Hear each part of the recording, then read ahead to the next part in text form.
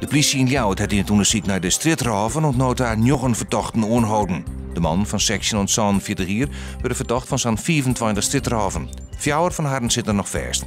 Er is nevens de politie geen sprake van één groep dierders, maar van verschillende groepen.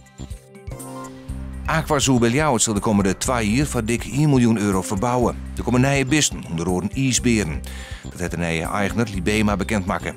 Ik zal er een nieuwe publieksaccommodatie gebouwd worden. Aquazoo hier vliegende failliet en werd in februari zo genomen. Je hoort er een begin maken met de verbouw van de pan naar de kelders in Ljouwert. Oorlelien wie derde gutte brand waarbij de man om het lippen kwam. De nijbouw wordt rond oktober en zal de nederige verkeersoerlijst opleveren in dat stuk van de binnenstad.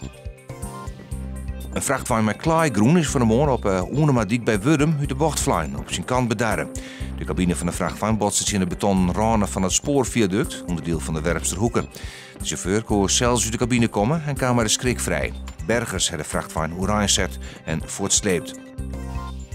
Joen en vannacht Rijn, met kans op zware windstieten en tonger. En aan de kust in het watergebied mogelijk storm. Het wordt 4 graden. Morgen buien met tonger en hagel. Dat is een hudde westenwind die in de rin van de middag tijdelijk wat ouw neemt. Het wordt morgen een graad als 9.